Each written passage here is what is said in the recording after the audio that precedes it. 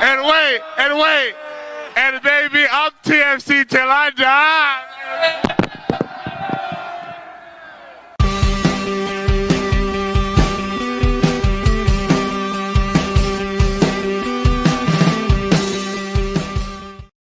Hello and welcome back to Toronto Till I Die, the Toronto FC fan show. I'm Mike Newell, and we all got back to BMO. The vibe started off great. Everybody's hugging each other. It's been a long winter. And then they actually had to kick a ball. And then the vibes changed a lot in BMO Field. But the home opener was this Saturday. We will talk about the 2-1, could have been 3-1 loss to Chicago Fire. We'll get a lot of your thoughts because, look, we could script out a lot of things this week on the show. But really, in the end of the day, as we've said before, this can feel like a broken record. And it feels a little bit like we're getting into broken record territory. Bringing in my co-host, as always, Michael Singh and Jeffrey P. Nesker. Guys, how you doing? How did you take in the home opener? What was your POV on Saturday afternoon? Which was nice to have an afternoon game again. Well, I couldn't make it to the stadium, so I got a nice Stephen Caldwell and Luke Wellman on the broadcast, which is always a treat when you get a TSN game as opposed to Apple TV, in my opinion. So I got a different vantage point than most people. But Jeff, where were you? You were at the stadium? I was hanging with Newell most of the time. I mean, we're travel buddies now, so you know it's funny. Happy St. Paddy's Day. It's been like St. Paddy's Day in my brain since all the people at Something in the Water for our post-game pint, which completely screwed my calendar up. Like I thought Saturday night was St. Paddy's Day. Where was I? I was hanging with, when I wasn't hanging with Newell, I was taking pictures of myself with the giant robot Murder Hawk. So everything's great. I would love to get your thought. We don't have to spend a long time. I love Kevin's comment there. I'm gonna star it because it's perfect. Yeah, like I just wonder. First of all, the mecha bitchy, the Murder Hawk, whatever you want to call it. I call it awesome. I got mixed feelings about it. Mike, I'm sure you've seen the pictures of it, but you haven't seen it at the stadium yet. This thing is like 13, 15 feet, maybe 15 foot, like massive metal bird in the south end. That like eyes glow red and smoke comes out of its butt. Like I don't really know. Yeah. Like I get the idea behind like making it a fortress and having this hawk. I don't know. They kind of introduced very ill-timed. It's very ill-timed. And yeah, like at the end of the day, I love a good bit. And at this point, I don't actually know if I'm just doing a bit or if I actually like Mecha Bitchy, but like I'm just gonna roll with it because honestly, it's great. It really isn't the greatest thing in the world. I mean, at the end of the day, the red eyes, you need to be like this close to see them. And I was promised pyro, and it like farts smoke, which I can do without 250,000 investment. So there it is, boys. But yeah, it's better than nothing. I guess it's better than nothing, but when they brought it into Evanescence and the way they had set it up, like the shots, I'm not going to lie, there were a lot of people around me just openly laughing. But hey, you know what? Mekabichi, whatever you want to call it. Mekabichi, that's what we're calling it, so it's not whatever you want to call it. That's okay, what fine. We're calling it. It's Mekabichi, fine. Mekabichi is in the South End to stay, at least until somebody stickers the hell out of it. But let's get into the game. Brady Sports Network first. The false idol metaphor works so well on so many levels with this club. I love it. Thank you. It got brought up. Yeah, I got brought up in the stands as well. But we'll leave. Noel from the Tunnel Club is taken to calling it My Bird, which I think is absolutely fantastic, and we're going to go roll with that until the sun comes up. Yeah. So let's go. Yeah. Well, I mean, hey, look, a lot of people loved it and took pictures of it. That's great. What was not great was the result on the pitch. 2-1 loss to Chicago Fire.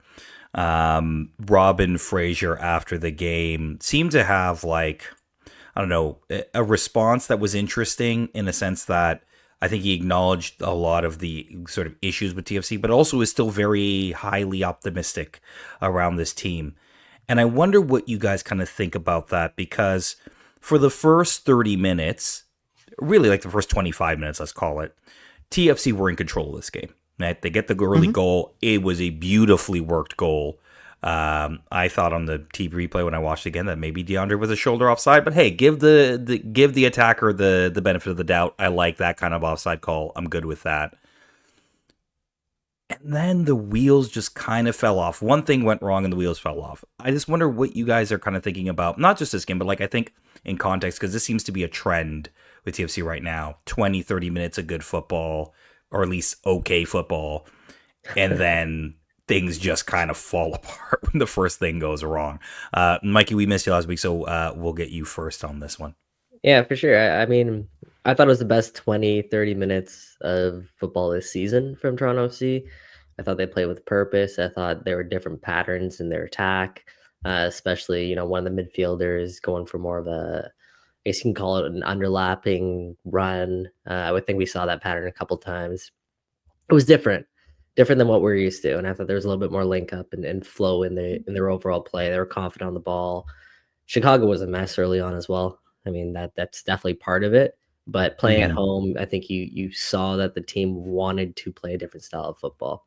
And then as you illustrated, things just went sideways. And, some cheap errors led to obviously goals.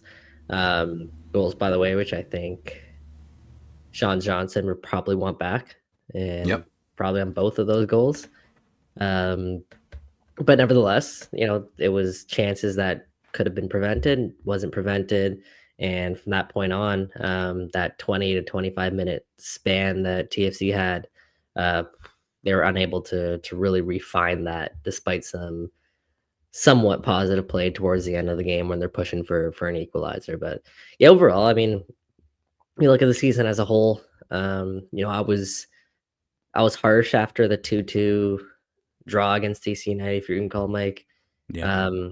But I think the writing's on the wall. The play is just not there whatsoever from TFC, and they're a level below everyone else, because the Chicago, especially the Chicago that showed up on Saturday, opening game, DC United, like these are games if you want to be competing for a playoff spot, let alone contender status, just competing for a playoff spot. Those are games you gotta pick up points in, and more points for that matter. So yeah, really, really disappointing overall performance from Toronto FC. Yeah, Jeff, your thoughts? I mean, there's not much more to add. It's beyond the fact that like everything that I thought I'd see in the flesh when I finally had the opportunity to watch it, with my own eyes, as opposed to how the how MLS.com decides or Apple TV decides to present it. It was a mess. It was a mess, an absolute mess. I mean, what positives to take out of it? I mean, at this, we're already calling this a lost season 4 games in at the end of our home opener, and I don't think that's hyperbole. I think that like this season is. This season is, we say rock bottom all the time, and we keep finding a new deeper level of hell to put ourselves into.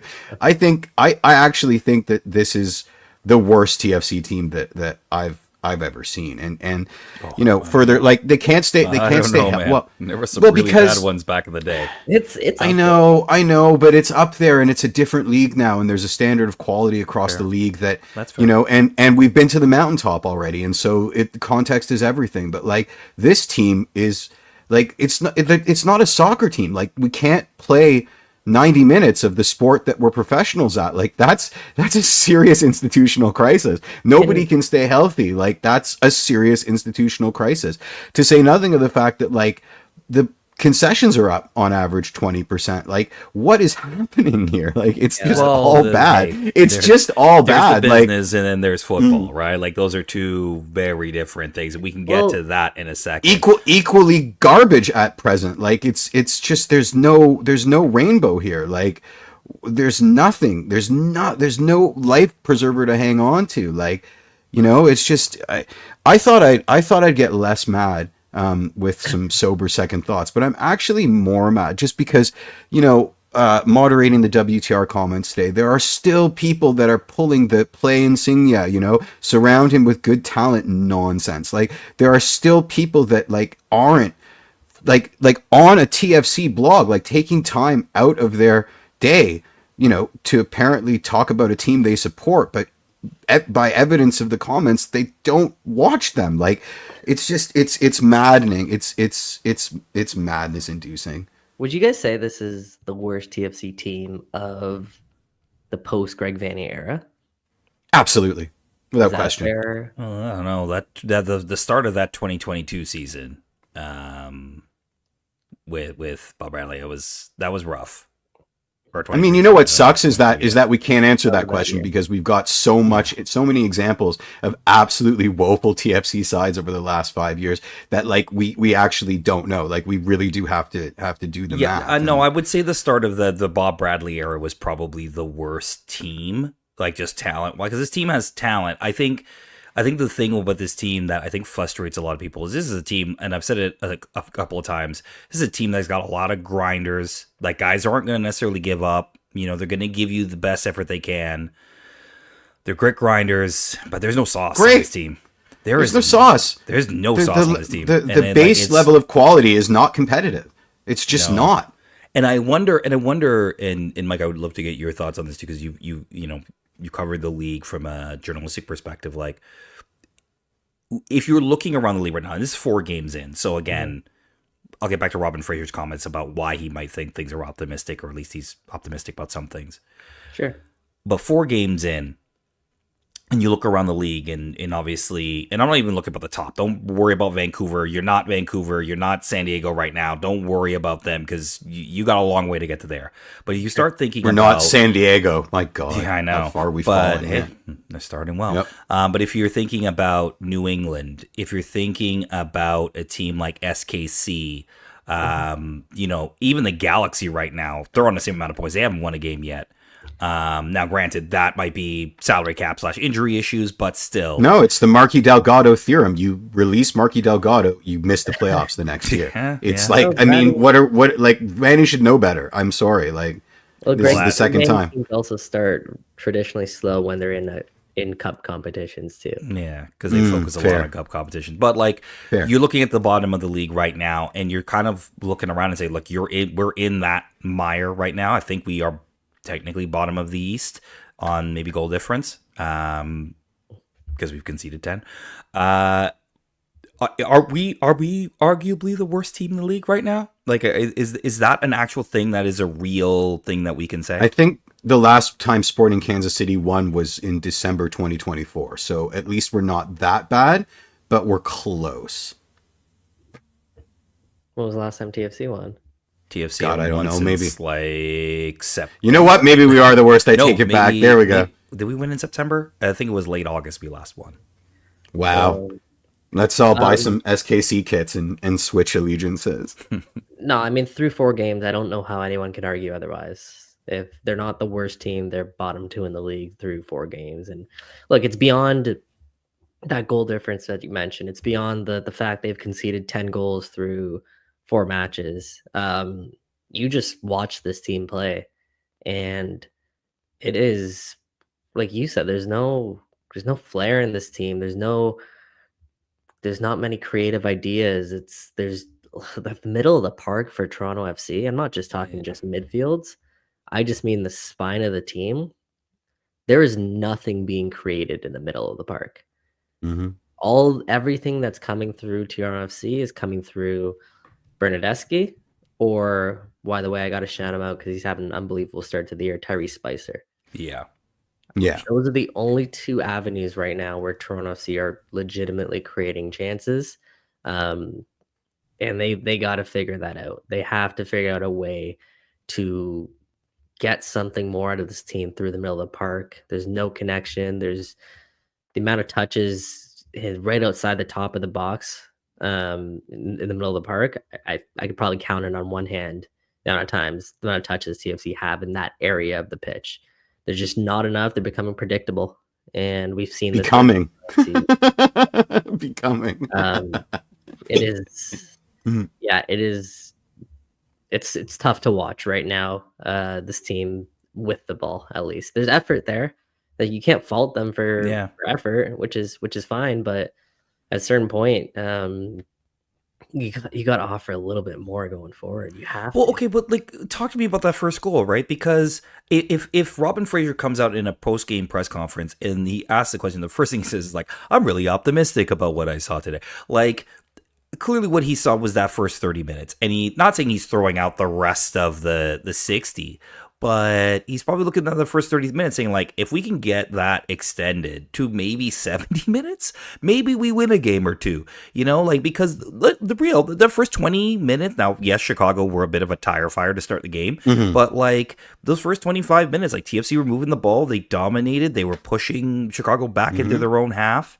We scored, that goal was well worked. Like, it was really well worked. It's probably one of the best well-worked goals I've watched TFC score in a while. In terms of just moving the ball quickly from one side to the other, getting to Bernadeschi putting the cross in, DeAndre Kerr. Shout out to DeAndre Kerr for being ready at short notice when Ola Brynhildsen couldn't start. It's funny how that happens. Yeah, and just attacks the ball. Just goes after it, attacks the ball the way, like, I know he can, and scores a great goal. Is that a kernel? Is that something that you can try to build off of? Because I agree with you that the rest of it was just like, once they lose their head, really, in terms of when something goes wrong, they just cannot get themselves back into a game. Nope. But it's not like we haven't seen passages of play from this team that you could be like, okay, I see that. I see what they're trying to do. No? Yeah, but I can count the amount of passages where you see that on one hand this entire season. Right, you see that many passages typically in one MLS match, let alone over the course of 3 games. So here we are talking about, oh yeah, they had a nice passage of play here. This one obviously led to goals, so it's worth talking about. But there was the one game, I forget which match it was, but I remember Robin Fraser shouting out a Tyrese Spicer cross into the box.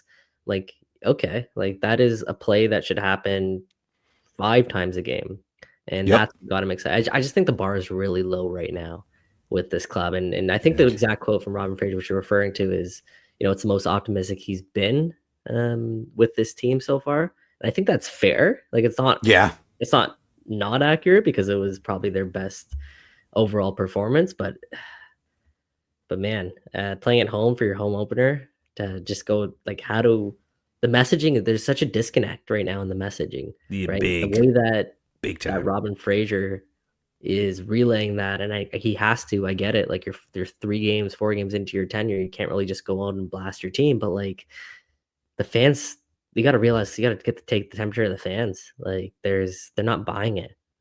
They're not buying it. It's a poison chalice, man. Like, I mean, what's he supposed to do? Sit there and cry?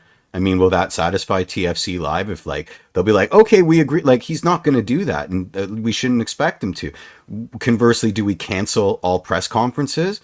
I mean, I've seen that in Hollywood. If you've got a crappy movie, you don't do preview screenings, and every reviewer knows that it's going to be a turkey because you don't do the preview screenings. And I would offer that if TFC, pulls that lever and cancels all pressers, we'll know something's up with the club. So he's got to sit out there and be a dancing monkey for us, basically. Yeah, it's a tough position. I agree. It's a tough position. There's nothing that he can say that we're not going to see past.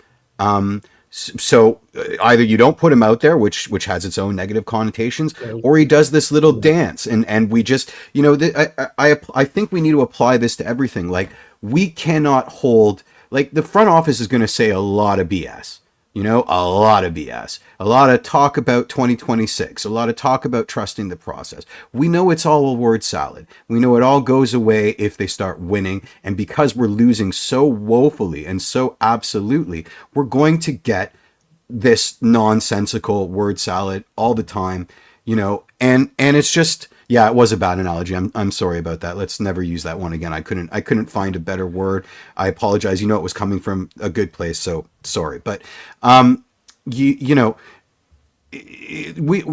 just have to separate the wheat from the chaff. And these takes that are well, Pelly said this and Hernandez said that. Who cares?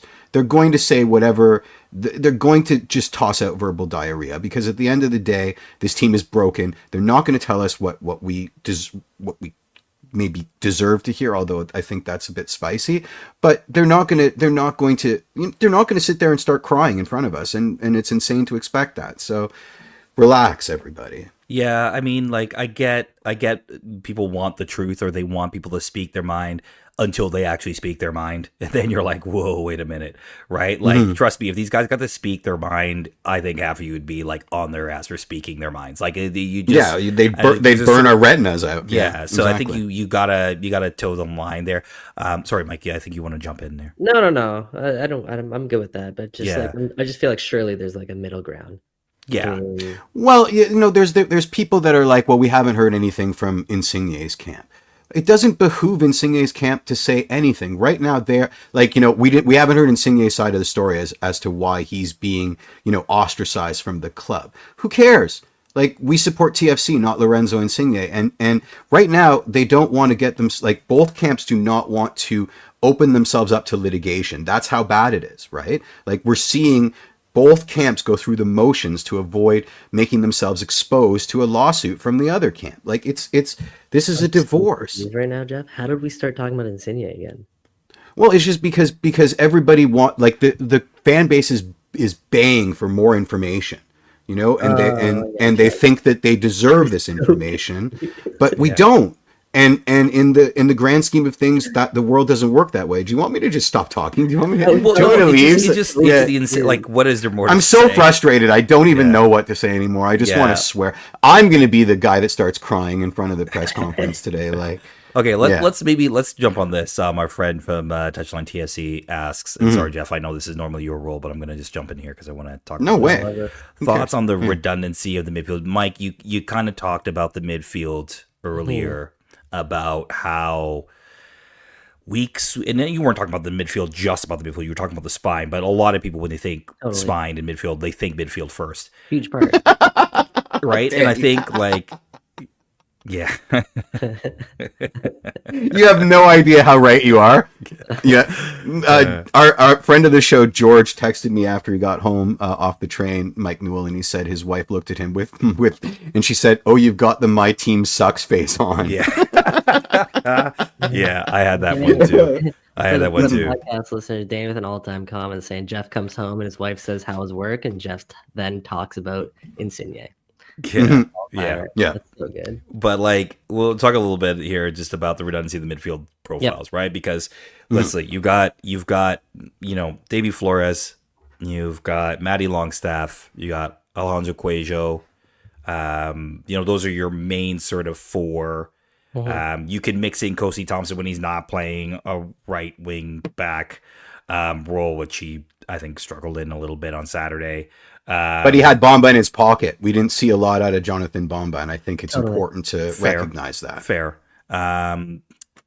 In terms of just those profiles in the midfield, do we have too many of the same type of player that's kind of box to box ish, not really box to boxes, but kind of scrappy, but really when you're looking for them to be a little dynamic, to make a pass, to make something happen, to progress the ball forward, we just don't have enough in terms of just that kind of player that can do that for us? 100%. I mean, look, you're playing Matty Longstaff and Jonathan Osorio are like the exact same type of players, right? They can go through a match. Jonathan Osorio maybe slightly less, so Jonathan Osorio offers a little bit kind of moving forward. You can go through an entire match and not be wowed at a Matty Longstaff pass or a Matty Longstaff moment. And there's a role for a player like that on the pitch. Don't get me wrong. There's someone who can help his teammates get better, facilitate for his team, do a lot of the things that don't get noticed, cover a whole ton of ground. There is absolutely room for a player like that. But you put two of them on the pitch at the same time, and it then result is this problem that we talk about, especially when you need to play a proper six with them, and someone like a Alonso Cuejo or a Davy Flores. To me, that's the biggest redundancy issue. And I think that's what a lot of people kind of think about when they think about redundancy in the midfield. We've screamed about this. We need man, we need a 10. We need someone to create more moving forward. They're putting Ozo in that spot, and they're trying to have Jonathan Osorio be that guy. And look, I mean, let's have a conversation about Ozo, right? In my opinion, very poor start to the season. I think Mhm. he struggled. There's a lot of weight being put up on his shoulders, and Jonathan Osorio has yet to be the guy for Toronto FC in the midfield. He hasn't been, at least not on a good Toronto FC team. He's been such an important player to very good teams, and he Ex- can continue to there you be a go. very important player Mm-hmm. to very good teams. He's a very, very, very useful player. But when he's being asked to be the guy, I Mhm. don't know. I think that might just be too much to ask out of Jonathan Osorio, in my opinion. I agree. So, anyways, like moving forward, again, part of that issue is that there's just no one to connect with a guy like Bernadeschi on the level that Bernadeschi thinks the game. There's no one to create on their own. There's no one to slip in passes to the number 9 and behind. There's just we haven't seen enough quality on the ball from both Matty Longstaff and Jonathan Osorio in the final third. Matty Longstaff got himself in great positions. He worked his tail off on There were a number of on times where Saturday. if he Yeah. picked out a final pass, like TFC are in, but he can't. So Yep. I struggle to see a way forward without changing up that dynamic of the team moving forward. I think defensively they're okay. I think Coelho is continuing to evolve. Is he the perfect player? Not yet, but I think he continues to show he's the best TFC midfielder on the ball. And I think Davy Flores has a role on the team as a more of a destroyer number 6. However, when you're spending so much money on those 4 players, you kind of need to mix it up a bit. Yeah, and it's interesting you've opened up this conversation about Oso because I think a lot of people it's have a lot of the time hot for him. topic in TFC land. Yeah, I think a lot of people have time for him, obviously. But there's also a lot of people who are like, listen, if he's not gonna be sort of a I don't want to say a bit part player, but a player that's going to be able to kind of do the things that we know Oso can do. We've talked about on the show, make like runs in the box, be sort of that guy who can be an 8, that can be box to box and make things happen, but doesn't, like you said, have to be the guy that unlock the final pass or unlock the final bit of possession or play to Take get a you shot into the from final outside third. the box. Yeah. Yeah. Like if he can be the guy who can get into the box and clean up some things or make a late run into the box, Paul Scholes made a that's the career best. out of it. That's the Yeah. best Oso. That's the best 100%. Oso you can get. So But if you were to, sorry, Mike. So Sure, if you were to go take ahead. out Matty Longstaff, put Ozo in that spot, and then bring in someone who's a little bit more attacking in that area, I mean, that's the sweet spot for this Oh, team. you unlock the best of him. Oh yeah. You unlock Yep. the best out of him. And then you don't have these questions about whether he should be captain or not. I don't know how to answer that question, to be perfectly honest, because it's like there's a lot of things that go into being captain other than just being the rah-rah guy in the room that wears the armband, right? But like on the pitch, in terms of his performance and what how you can get the best out of him, like the goal against DC United in the first game, that's the Oso I want to see.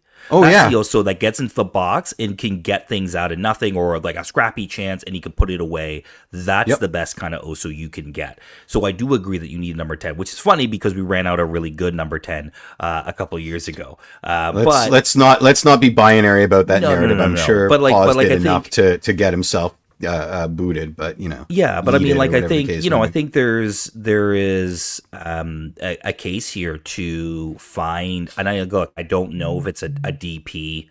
Like I go just right now the way things are working. If you can't figure out him, then you need to find another way to do this within the league. Like there's a lot of guys, not a lot, a few guys you could probably find interleague, because let's be real, TFC right now are just not going to have the money from a leadership or ownership perspective to go out really in the market and go get that kind of number 10 at the moment.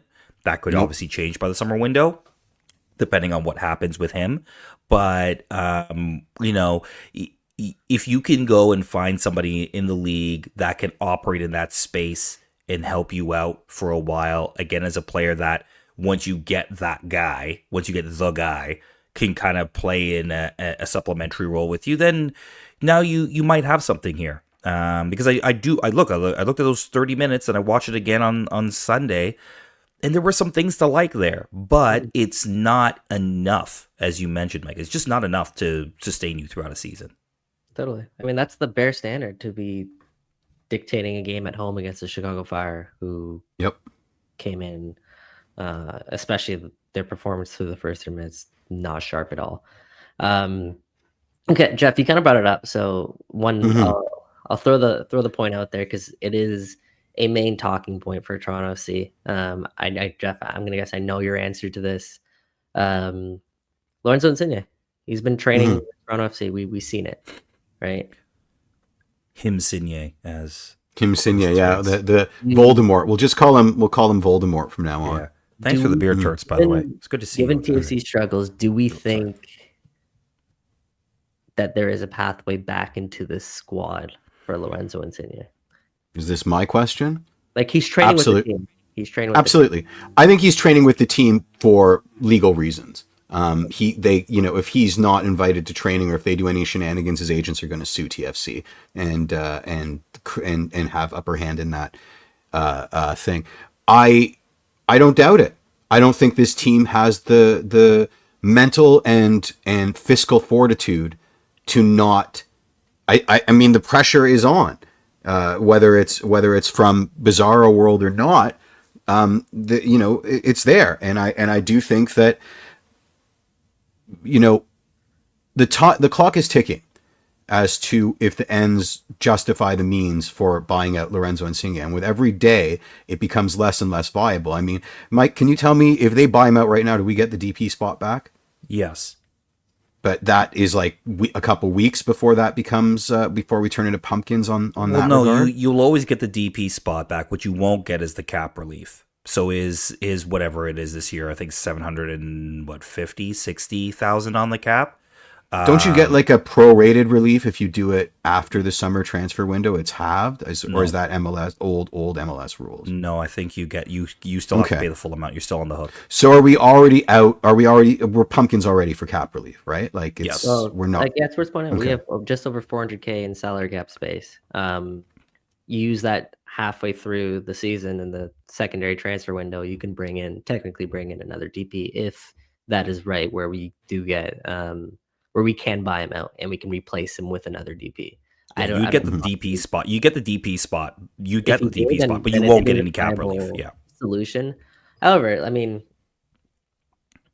it's not something that in my opinion, TFC are going to do unless they're in a position to make a win now move.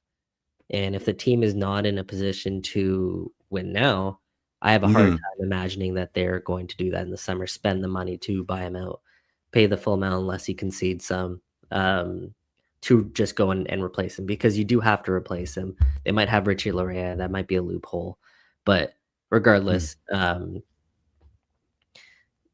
if it's a lost season, they're just going to bite the bullet. And then, maybe come next year, you're talking about a half year of having to buy out Insigne, pay a lot less, or even possibly just eating the money, having him sit on the bench, and then replacing him come the summer. What a situation you find yourself in.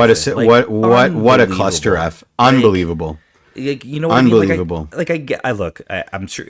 Look, they tried to get the moves done and try to get him to Italy. And again, I've said it on the show. I've said it to a few people. I don't blame him. I actually am kind of in his camp on this one. I've kind of changed around on this, in a sense that if you're anywhere you work, you sign a contract somewhere for 4 years and they're willing to pay you that money, and you sign and they sign, tough luck. Like if you break the contract, fine, right? Like, obviously, if he had done something to break the contract, but he hasn't. Like, there's no like, you needed to be fit for 75% of the games. There was no provision in there agreed. about It's vaping a or on terrible contract and stuff. So in the end of the day, if you want to get rid of me and you can't just dump me somewhere, right? Like, I have to agree to the move if you want to transfer me out. And look, he got 3 transfers. All of them were to relegated pretty much, or close to be relegated clubs, and he didn't. Look at who he's playing for. Like it's a lateral move. You don't get relegated. But MLS. What are you going to worry about? Still, there's nothing. You live in a great city. You're paid a lot of money. You don't get relegated. They'll still let you come to training. They'll still let you go to Spain for preseason. What? Why would you? Why would you do that? So and then let me counter. My counterpoint is if you ever want to play football again, and I know that I know that I'm probably wrong there because there's a lot of clubs that will say, look at TFC Live. Apparently, it was the front office's fault, and they'll buy that narrative hook, line, and sinker. And Lorenzo Insigne will destroy another team. Thankfully, he can't destroy ours twice. But I at the end of the day, fine. Even if we discount he wants to play soccer again, and there are stupid clubs with a lot of money that are going to take a flyer on him because hell, we did it 2.5 years ago. There's something called professional courtesy, and in this thing that you've set up, or professional pride, what you are ignoring is that we may have created a contract where there's no loopholes or performance clauses or any of that stuff, and that's on us. That's an us problem. But to ignore the fact that his numbers are woeful, right? Sure. Like there's a hole in that argument, and that is he's not doing what we're paying him for. And to pretend otherwise is eliminating is not actually. But nobody's pretending that he's not played well. The recourse, right? Mm. You got a couple of recourses. You could sell his contract, but he has to agree to it. If you want to fire him and get him off, you have to buy him out.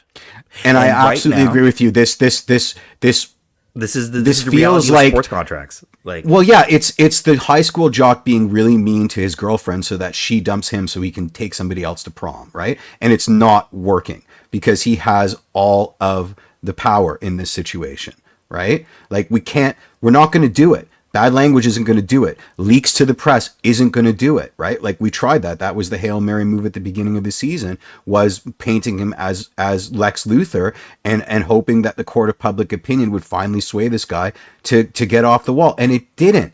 And I'm sensitive to the fact that MLSE has eggs on their faces and that this didn't work out. But let's call a spade. They have the money. TFC is a rounding error for MLSE, right? So I'm starting to get really sick of this idea that, we can't do anything until this happens. It's your mess. Fix it. You're charging us an extra 20% for a Coca-Cola. Like a Coke Zero is going to cost us $10 now. And if you're going to do that with a straight face, fix your mess. Why is it our problem? It's been our problem now for 2 years. It's not working. You've tried everything the nice way. You've tried everything to sort of save yourself the couple of extra pennies. It didn't work. Do something about it. Because asking us to sit around for a whole season while you sit on your hands and we're paying $10 for a Coke Zero, miss me with that. You're going to end up with 5 people at BMO on the eve of the World Cup that we're paying for the goddamn renovations for. Fix it already. It's enough already. Yeah. It's enough already. With you. I don't disagree with you. The answer is buy him out. Don't worry and don't wait. Buy him out. He's not going for anything else, so buy him out. Yesterday. Sorry, Mike. Go ahead. Sorry, Mike. No, it's fine. Sorry. You're good. I appreciate the passion. I mean, look, TFC operates as its own entity. It operates. It's sure it's owned by MLSE, but it has its own budget, has its own, rules per se that it has to play by. Right. Unfortunately, this is one of the rules. The other thing to counter your point, Mike, what I think, and I think it's kind of obvious, but what drives people crazy with Insigne is, what happened to the game? What happened to the playing football? What happened to having that passion for being a competitor, wanting to help your teammates? This guy was the captain in Napoli. Mm-hmm. Can you believe it? It's crazy. And he comes over and it's all about money. And I think that's what drives people insane. Because you're right. Most people have a contract for wherever they work. There are rules that they have to follow. There are rules your workplace has to follow. Professional athletes are a little bit different.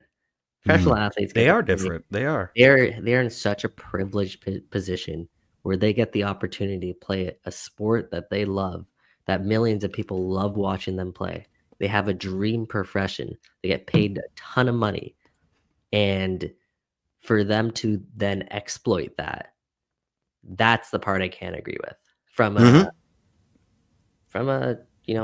human perspective. Like I do blame him for actually doing that. But I do see your point. He has a contract. Yeah, look, 100%. Look, he's taking advantage of a situation. I'm sorry, but if you play sports for a profession in which you are making money, you are always going to kind of be exploiting your talents for a lot of money. That's kind of the point of being paid as a professional athlete, right? That's why there are things like free agency. That's why there are things like collective bargaining agreements and waiver wire and things like that, right? So, I am not disagreeing with any of you. I do think he has been relatively unprofessional. He has been terrible in terms of his attitude on the pitch. His performances have not been good, right? Like, realistically, if you could just release him like as this was the NFL, that's great.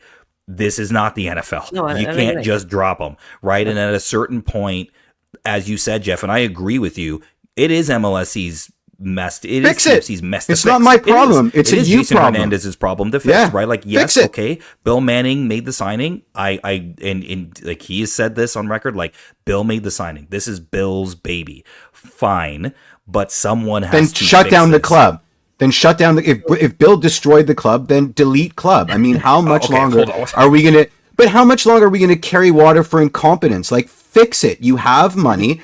Fix it. Just go to delete. Like, it's really insane. Like in another lost season. Fix it. Fix it. Well, the thing is, I think that frustration is so fair, Jeff. Like, yeah. So I got around to checking our season ticket prices, and I share them with a couple of great people, and I finally saw it, and it was increased by 15%. Yeah. About 15, 20, depending on where you sit. Yeah. Yeah. I'm sorry. What? 15% increase. The World Cup's coming. I get it. They're doing renovations in the stadium. I get it. But that none of us are going to get to see because those tickets we're all priced out of those tickets. And well, to Jeff's point, like,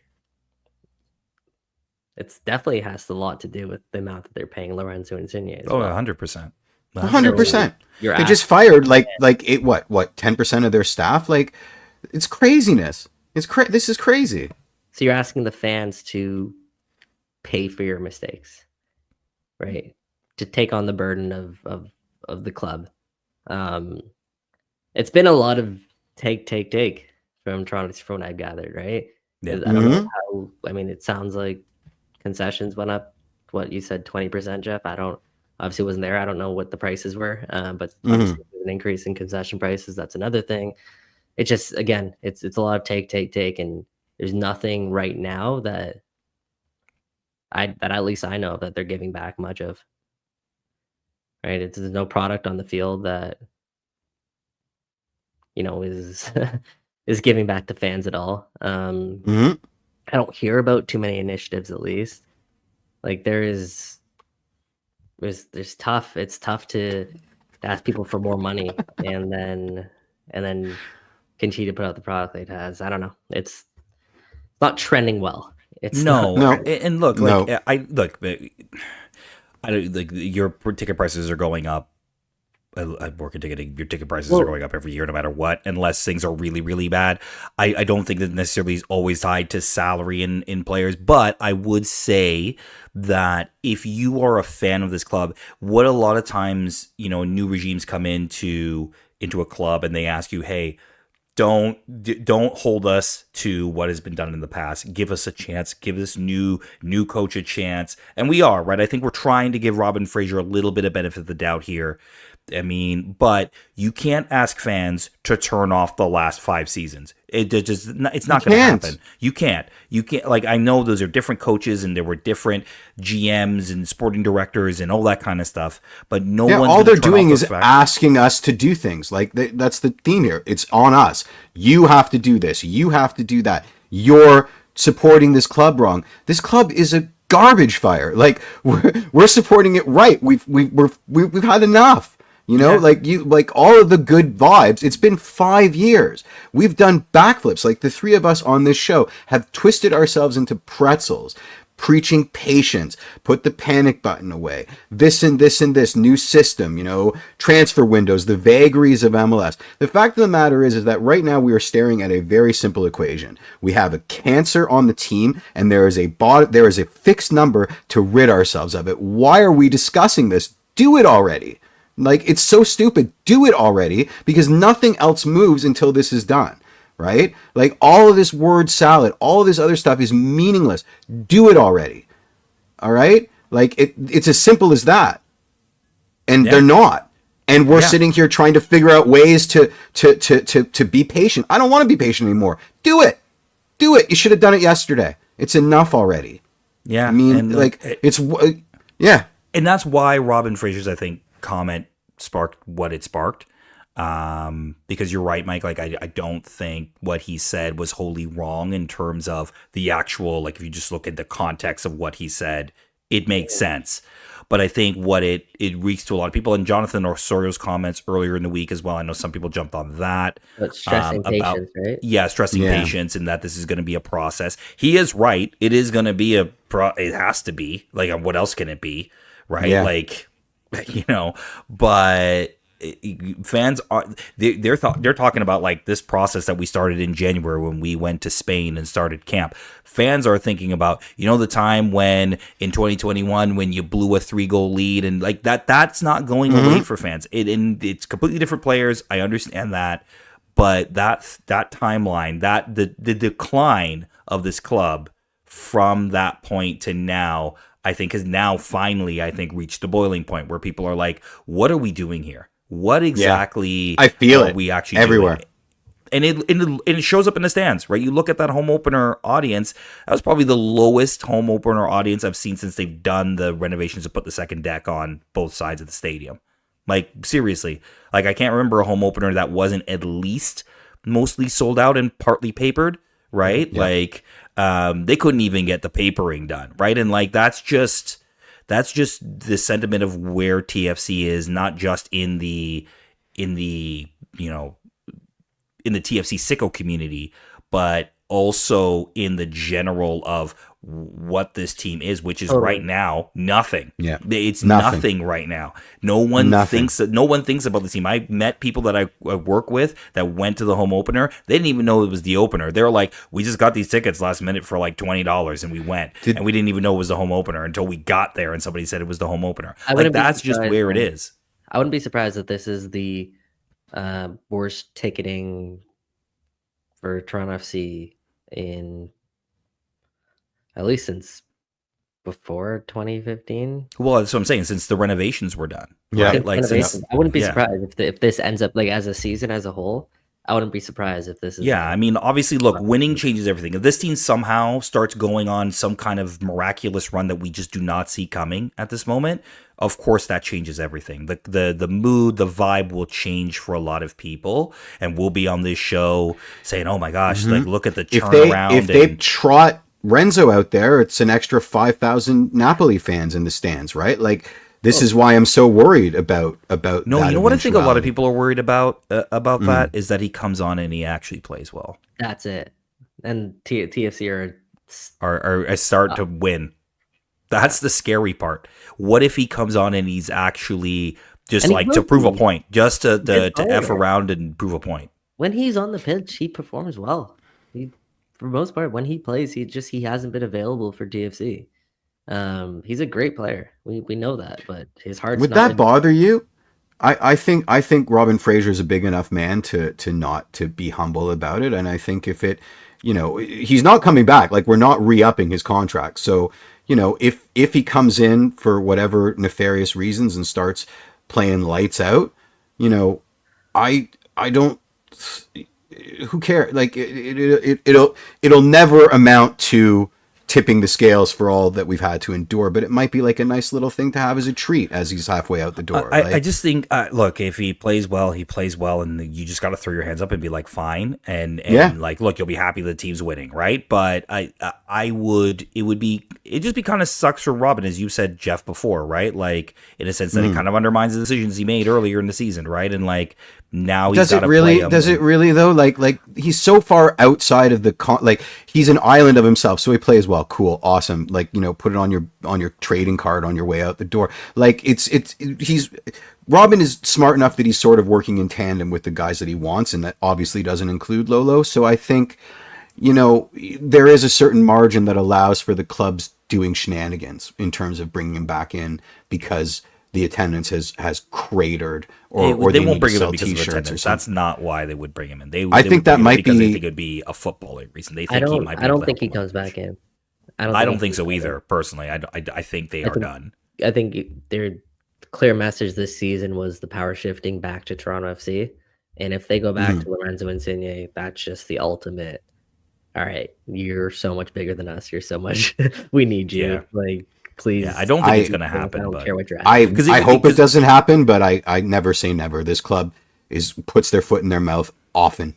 Like, too that's often true. But I mean, I think if it was going to happen, the home opener was going to be that moment where you come in, you've only got 1 point from all your road games. All right, he's home. Put him on the bench and see what happens. They didn't do that. Fair. He didn't even make the 18. I don't even know if he was at the stadium. I doubt it. So some people claim to have talked with him in the Wasteman suite. So maybe he was there. I don't know if he was there or not. But he was.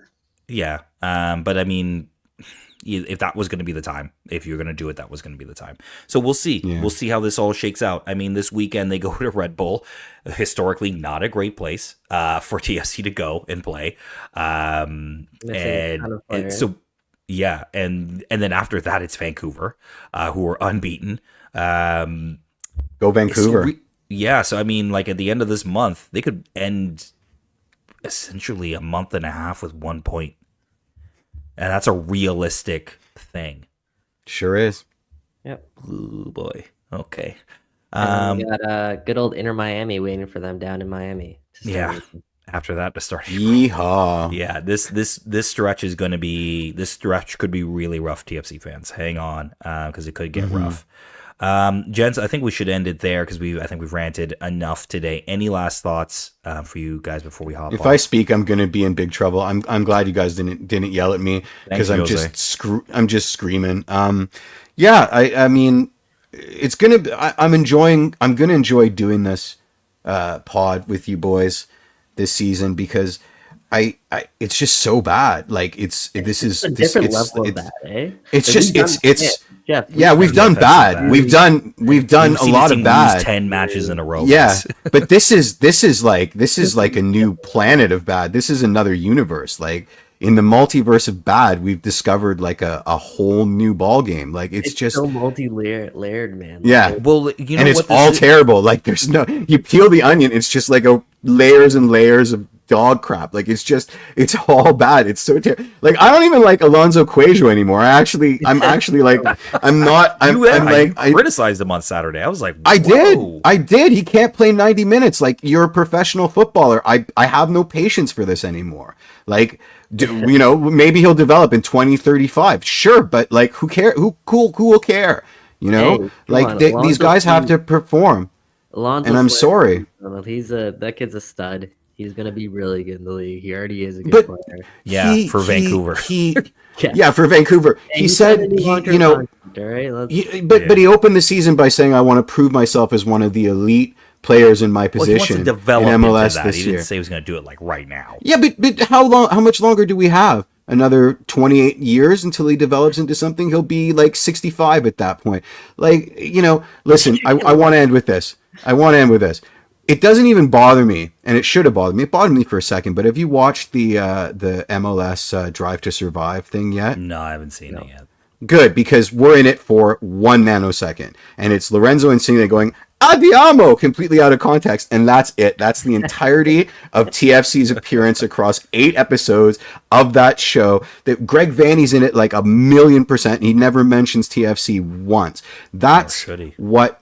I mean, listen, if you compare it to the first season of Drive to Survive, they didn't interview Ferrari until like season 3. Like, so there is a historical precedent for this, but like that's where we're at. That's where we're at. Exactly. You know, I was gonna say, Jeff, like we're so irrelevant throughout. So irrelevant. We're irrelevant to our own league. I mean, like TFC it's bad. The club that makes moves is innovative.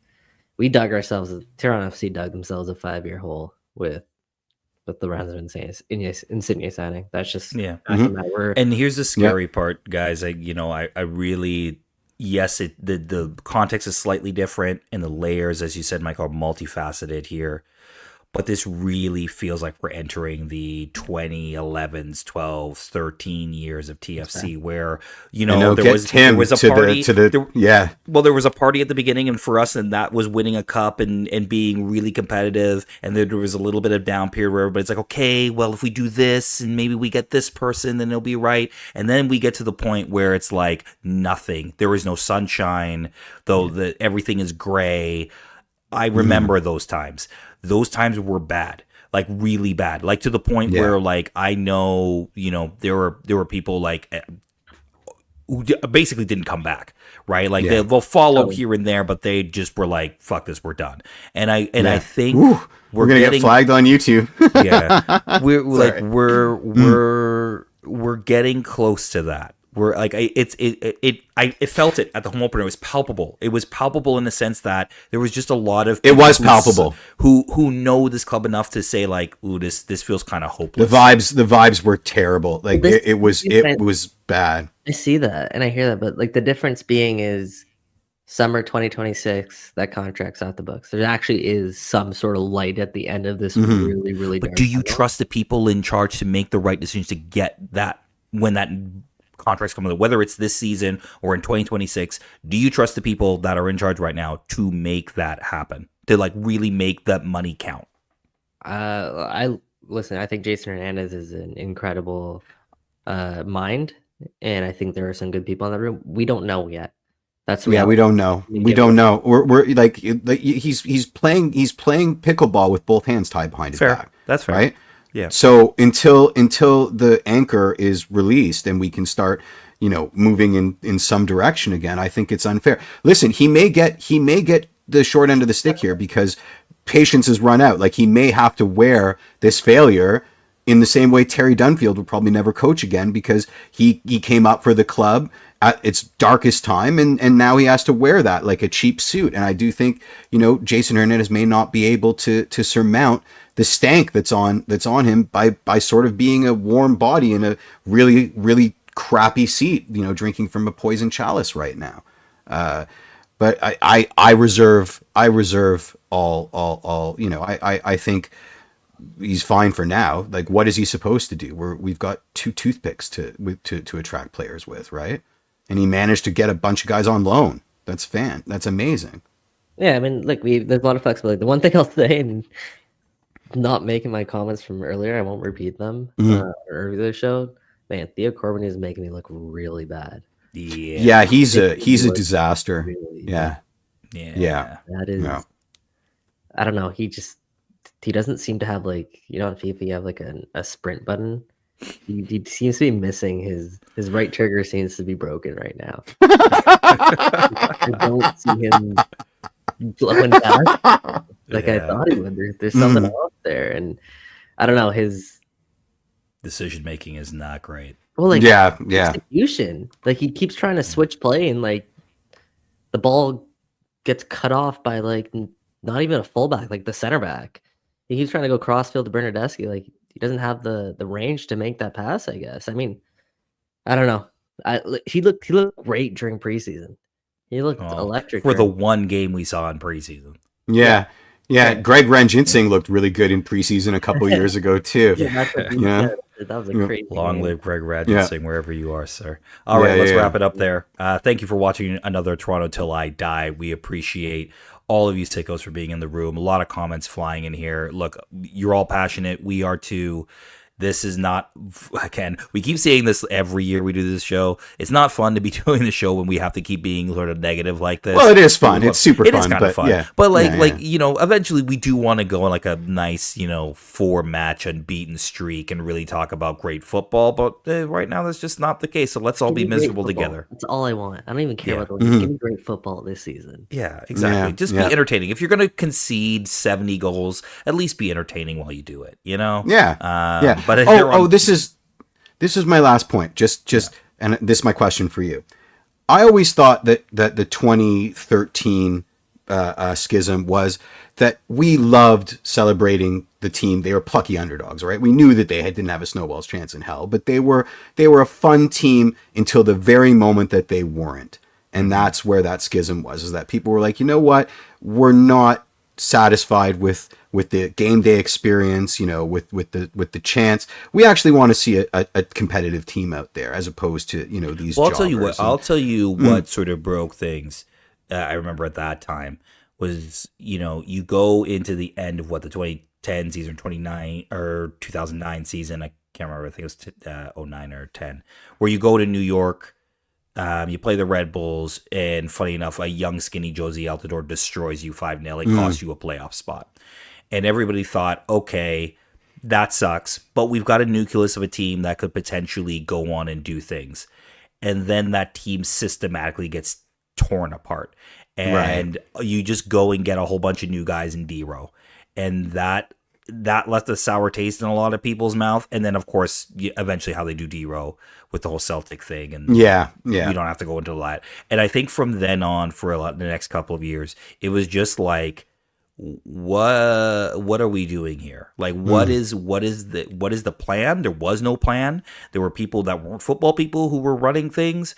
And it got to a point where it's like, it's not fun to be here anymore. Like, you literally go to BMO Field and it's like, it's not fun to be, like, it's fun to boo once in a while. You don't want to have to do that every week. It gets tiring. It's so tiring. And it sucks to suck. Yeah. Like it's kind of like fun at the beginning. You do the paper bag over your head thing. It's kind of like, ha ha ha, let's have a laugh. You know, but when it starts to become multiple years of doing the same thing, that ha ha ha becomes like a sarcastic ha ha ha. And then it becomes wah wah wah. Then it gets people get mad. And I remember that lasting before they went and got Defoe, and that's why they went and did the bloody big deal, because people at the end of that 2013 season were hopping mad, really mad, and then and that's where this could go. This is where this could go eventually, because this is now season 5, and the vibe feels like it could go that way. And the question is just, Timmy, we need you. We're going to tag you in for the town hall. We need you, buddy. We need you, and that booming voice will get you a megaphone this time, buddy. Yeah, so we'll see how it goes. Again, thanks for listening, everybody. Search us online. You'll find us on all the socials. Like and subscribe if you're watching this on YouTube. We're getting a lot of decent numbers on YouTube right now, so that's really great. But we need to. Hey, we're almost at 500. I think we need like 3 more subs. Yeah. 3 more subs, and we're at 500. That would be amazing. If you're listening to this on the podcast version on the next day, download and 5 stars, reviews, whatever you can do to help us, help people find the show. That would be amazing. Other than that. For Michael Singh, good show, for Jeffrey gents. P. Nesker. Thanks for everybody for listening. I'm Mike Newell. We'll see you next week. Cheers, everybody. Bye.